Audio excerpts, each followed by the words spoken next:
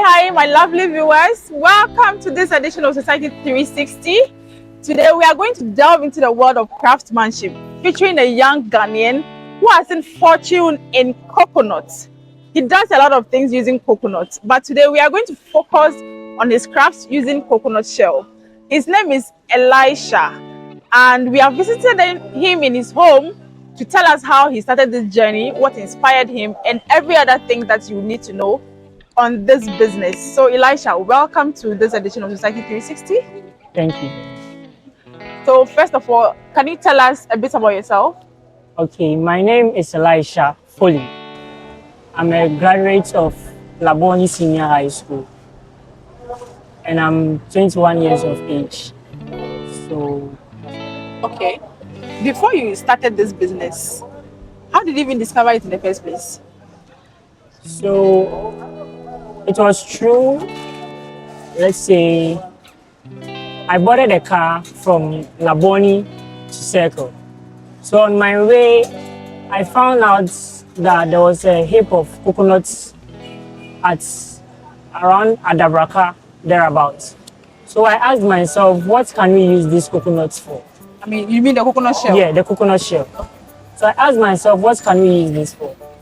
So knowing that I didn't have any idea about coconuts, so I went to the internet and I searched what I can use coconut shell for. So the first answer that I got was cocoa pits. That's from the huts. Okay. And the second one was briquettes. That's charcoal. Okay. And the third one was coconut bowls, cups, and so many things. So I asked myself, who will buy coconut bowls or who will buy coconut cups? So I went ahead and searched online the price of coconut cups, bowls, spoons, and others. So when I searched, I found the price from, let's say, was it Italy? And they were mentioning the price in their currency. So I changed it into our currency. And one set of coconut bowl, let's say 4 of this, was 500 cedis. So later, I searched in Ghana to see who was also doing the same coconut bowls in Ghana. And I found out that Aposhi was doing the same coconut bowls, but his own was in a different style. He paints them using different animal shapes to make the same coconut bowls. Okay. So I sent him a message to check the price of one coconut bowl. And he said one is 25 cedis. And I said to myself, then that's a very good business. Okay. If I'm to venture into coconut bowl production. And there I started searching for coconut huts, coconut shells to start with. So I went to Abelenke, it's not far from here, to search for coconut shells. So from there, I brought the coconuts home, having no knowledge about coconut shells and how to craft them and how to shape them. I just started with one friend. He's not here at the moment. Okay. I started, and by God being so good, I started and I did this very first one. Okay. This very first coconut cup. This is the very first one that I did. You did, okay. So from there, I did about 10 coconut cups, and I sent it out for people to see and admire.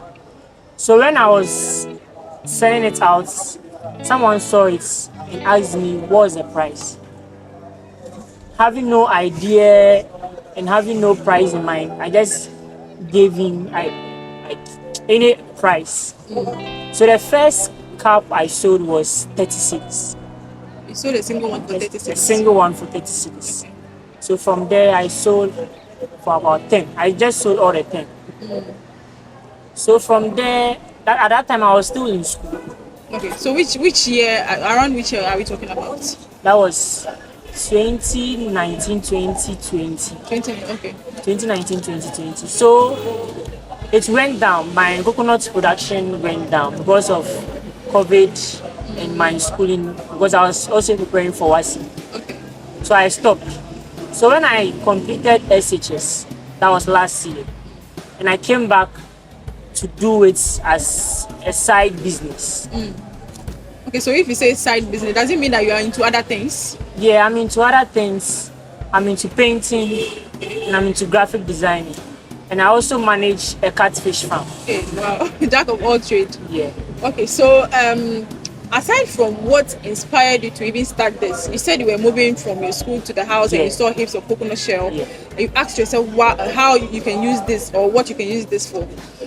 Since you have started this, are you loving the journey? I mean, looking at how they look, I'm sure it will take you through a lot of processes before you arrive at the finished product. This is not the finished product. You said you need to Yeah, I add need to some polish other it things. Okay. and apply oil on it before it comes out unique. Let's say this one like this, it's almost done. Because this one, it has gone through almost all the process. It's almost done. Okay. So how far has the journey been? Are you loving it? Any challenges? Oh, for now, I can say I'm loving it. Okay. But for the challenges, yes, I'm having a lot of challenges. Because when I'm using this blade to cut the coconuts, it hurts me a lot. So that one, the challenges are still there. But as time goes on, we are trying to improve upon this cutting blades and moving to real machines that can cut the coconuts very fast. Okay. So now how much do you sell this? So now I sell this, let's say the big ones, something like this. This is a container. Okay. I sell this for 30 cedis. But for cups like this, I sell it for 20 cedis. And for bowls like this too, goes for 20 cedis. Okay. So how has been the market? Is the demand coming? Are people loving it? What are they saying? Okay, the demand comes mostly when it's around Easter, Christmas, those festive seasons. Because at that time, most restaurants they like to do, let's say, local joints. Okay. So that's the time they usually buy the coconut stuffs. So your target market, what's actually your target market? Is it only in the restaurants, hotels, or these kind of craft shops? So first of all, my target, the first time I started, my target was Art Center, Accra Art Center, Okay. to sell it there. But as time goes on, I went ahead to search and I found out that the local bars and local restaurants, they need this kind of stuffs. So now I'm now moving to them. And also the people that sell the calabash and other mortar and pestle, the small ones, they are the ones that buy this one normally. Okay. So how long do you intend to do this? Because you said it's not a full-time job, it's a side hustle. How long do you intend to do this? Let's say for now, I don't think I can say there is a time for me to stop this. Because for now, I can say I'm loving what I'm doing. Okay. Because I'm someone who loves to do things like crafting things. So I say I love doing this kind of things. Okay. Talking about crafting things, which course did you study at the secondary school before you did you study visual art or what?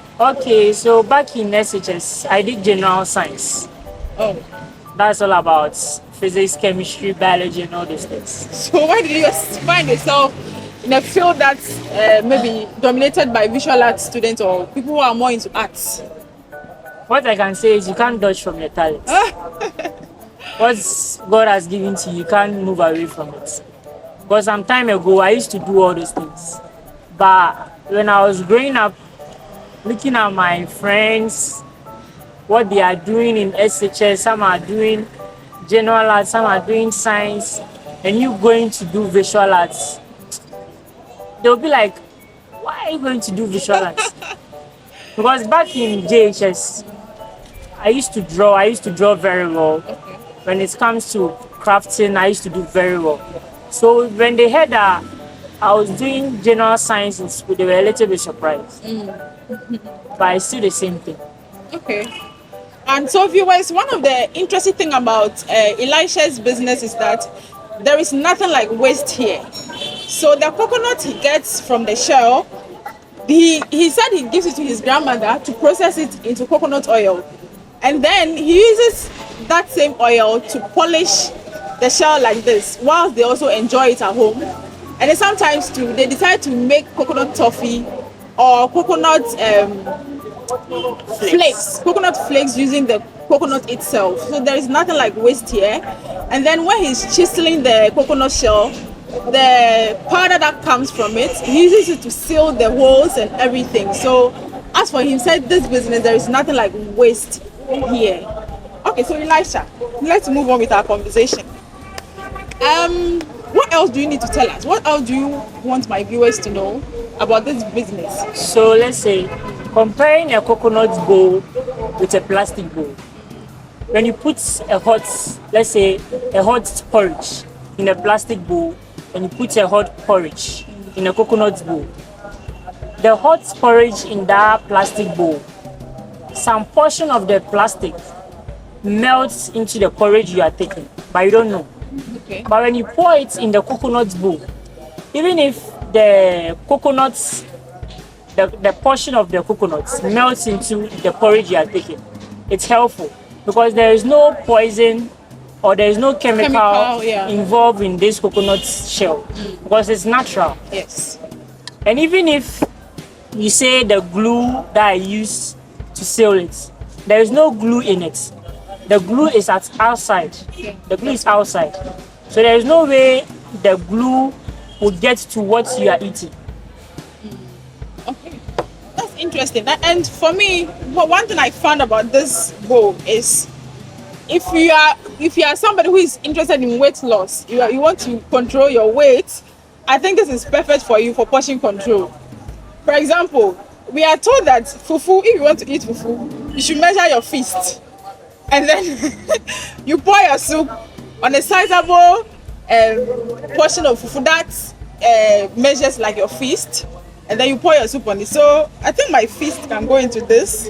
Then I'll just add one piece of meat, my soup, and I can enjoy my fufu. So if you enjoy this bowl of fufu, you know that you have controlled that portion. You have not overeaten. You have not overtaken that carbohydrate into your system. So the flat tummy gang, this is for you. You should start looking out for it. It's not expensive. Anyway, so that has been our conversation with Elisha.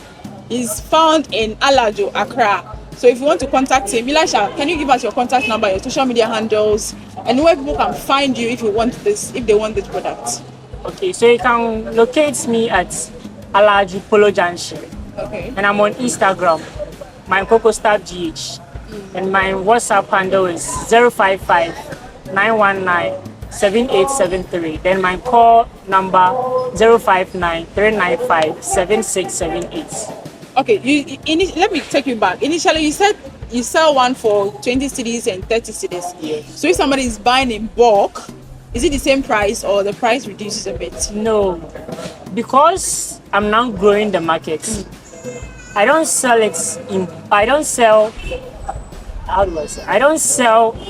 in bulk a large price. Okay, for the same price? For the same price. I don't sell it for the same price. If you are buying it in bulk, I reduce the price for you for 7 cedis. That's for the small ones. Okay, so what's the minimum for your bulk? For example, if the person is buying maybe 20, 30 pieces, is that the minimum for your bulk purchase? Yes, the minimum for my bulk purchase is 30. 30. Okay. So if you are buying 30 and above, that's for the small ones. For the small ones, like something like this. If you are buying something like this, it's 7 cedis. Okay. But if you are buying something like this, the container, that one will go for around 10 cedis. That's 30 and above, 10 cedis. Okay. So this one, what can you put inside? This very one. You said you have not finished yet, but yes. What can you put inside? So this can be as a gift to someone. Can be as a container in the kitchen, putting your spices, your salts, and other things inside. Okay. Wow, that's an interesting. Can you tell us about the kind of support you need to improve this business? Already you said your challenge is using this to cut it, which is quite a challenge for you. Any other things you want to talk about? Any other challenge you want to talk about, and the support you need from others in case somebody wants to help you? Yeah, I might need someone to help me with the machines that I use to cut, and also the machines that I use in cleaning inside. You see, the inside part is very difficult to take off the rough parts inside. So if I get a machine, or if I get someone to sponsor me with a machine that I can use to clean inside to be very smooth, I'll be very grateful. Is the machine readily available in Ghana? Yes, the machine is available in Ghana. Have you asked of the cost before? Yeah, I've asked of the cost. Was last week. I asked of the cost, and it was around 400 cedis to 500 cedis. Okay, so another challenge I have personally seen with Elisha is that he is physically challenged. His left hand has a challenge. So I asked him, I was wondering how he's able to use it for this work. So he will tell us a bit about how he got here and then why he even decided to do this, looking at his condition. Are you able to tell us what happened to you and then how you are even managing to use it to do this work? Okay, so back in class 2, I had a surgery on my left hand to correct and to take some ball in my hand. Okay. That was in 2010. So after 2010, everything was okay. But it was in 2018 that my hand began to, I don't know how to say it, began to close. Quail. Yeah, quail. It began to quail.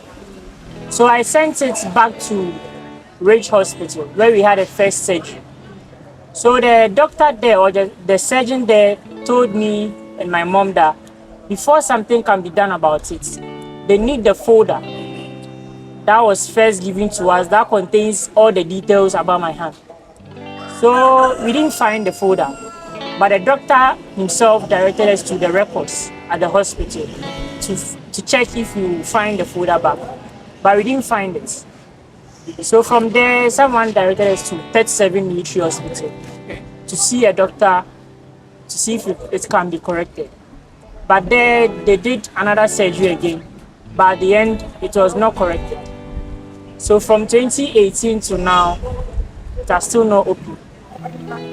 So that's how it has been. So how has it affected the work you do? I mean, how difficult is it to handle it, knowing that when I'm cutting the coconuts, I find it very difficult because I find it very hard to hold it. Okay. I find it very hard to hold it. So unless I put it on this table, I put a mat on this table and put the coconut on it and hold it with my left hand. It still pains me, but I still force and cut it. Okay. And you're also a painter. So how do you manage to do the painting as well? Because I'm sure when you're painting, you need both hands to maneuver. The painting, you see, because I don't know if it's a talent from God or so. Because when I'm painting, I use only my right hand to paint. I don't use my left hand. Okay. That's what I use. I don't use my left hand to paint. I only use my right hand. And when I'm using my right hand, I sometimes see it as I'm privileged to use my right hand to do that. Okay. Because I have a friend with me that I do the painting job with. He has both the two hands, let's say two hands. Okay. But he can't do it like as I'm doing. You are faster than him? Yeah, I'm faster than him. Wow. And I do it more better than he does. Wow. Oh, okay. That's good to know. Yeah. So I think I am inspired by what you told me right now, because there are people like you, assuming to say they are found in the streets begging for money to do things and other things. But you have decided that no, this is not going to hold me down. I need to do something for myself. So well done. Elisha is going to take us through the process before he starts cutting the coconut shell to turn them into these beautiful artworks. He will show us the process of it. So can you take me through how you even start the whole process after buying the coconut or taking the shell? How do you do it? Okay, so before I start, I go to Accra, Agbogboshi, in Zima station to buy the coconuts. So when I buy the coconuts, as soon as I get home, I soak the coconut in water to prevent it from cracking. Okay. Something like this. This one, it's cracked because it was outside. It was not kept in the water. So that's one reason why I keep it in water. And the other one is When I soak it in water, it makes it very easy to cut it. Okay. If it's outside and it's very dry, it's very difficult to cut it open. Okay. So do you always buy the coconuts before you use it for your work, or you sometimes get the shell from the fresh coconut sellers? The coconuts that I buy from the market, those ones I use them for the ones that we humans will be using. Okay. Let's say the cups, bowls, spoons, and others. But the ones like the key holders, the candle bowls, the containers, that one I go to the coconut sellers and take the matured ones. Sometimes so I get the very yellow ones. Okay. That's what I get. So if I don't get some from the coconut sellers, I go to Agbelempe train station to gather some of the coconut shells and bring it back home to work on them. Okay, looking at the price you sell this product and the process you're explaining to me now, it means when you gather the shells, you have to take transport to bring it home. Yeah. Are you able to make any profits? Because you said you sell it between 7 cedis to 25 cedis, no, to 30 cedis. Yeah. Are you able to make any profits? Yeah, for now, my main aim is not necessarily making profits.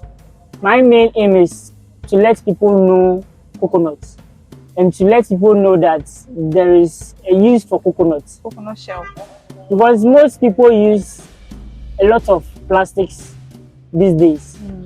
So if we move from plastics to coconuts, I think it will be better. Because the World Health Organization, they made a comment on plastic waste that the world is becoming, how do I say, like a hub for plastic waste. Yeah.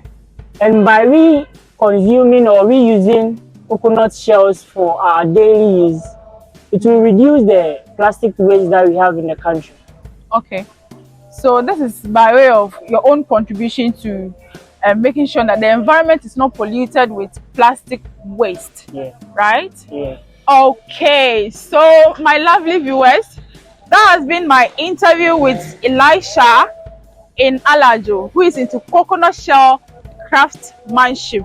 He said he hates to see these things go waste. So instead of them going waste, he decided to turn them into something beautiful and then start making money from it. And so kindly follow us on social media, Facebook, Instagram, and TikTok, Society 360 2022. It's a bye from us. Bye.